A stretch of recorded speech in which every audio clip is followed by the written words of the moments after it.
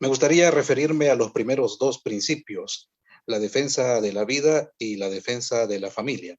Porque si uno habla con cualquier político, independientemente del espectro ideológico que éste profese, al menos en el discurso, cualquier político coincide con los planteamientos de unámonos, pero probablemente haya un divorcio entre la articulación de ese discurso y la praxis. ¿Cómo ve usted ese fenómeno? Usted, David, ha puesto el dedo en la llaga. El Salvador, en términos generales, es un país conformado por gente conservadora, decente, cristiana. El 90 y pico por ciento de los salvadoreños se definen a sí mismos como cristianos, ya sean cristianos evangélicos o católicos. Así que tienen un profundo respeto a la defensa de la vida y a la defensa de la familia.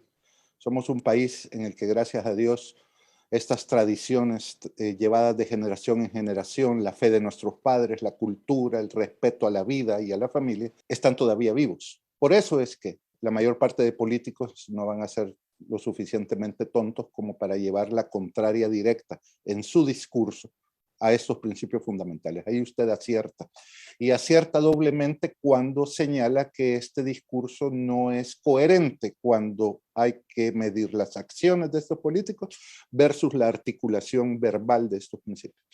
Todos dicen que son pro vida, todos dicen que respetan a la familia, etcétera, etcétera, pero en la práctica llevan a cabo políticas que dañan y atentan tanto contra la vida como contra la familia tradicional, basada en el matrimonio de hombres y mujeres así nacidos.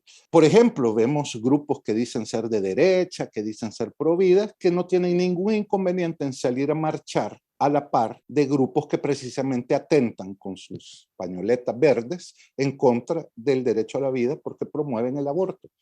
Nosotros jamás haremos eso porque la defensa de estos principios es una cuestión tan delicada. Estamos hablando de principios morales, de los principios fundacionales de la patria, y con eso no se juega. No hay nada arriba de ellos bajo los cuales estos principios deban supeditarse.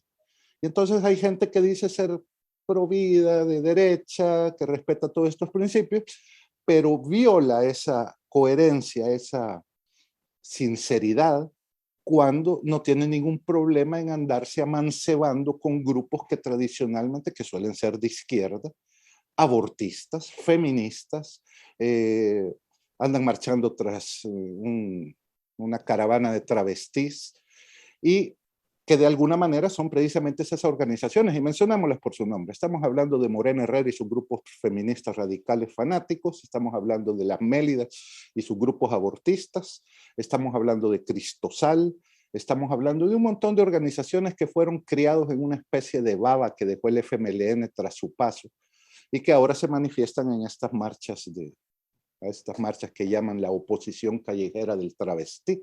Pretender que la defensa de la vida y la defensa de la familia tradicional es algo que puede dejarse aparcado por un momento mientras se marcha con los peores enemigos de estos principios, es una contradicción completa. Esa traición, ese compromiso a los principios no es algo que unámonos vaya a hacer jamás.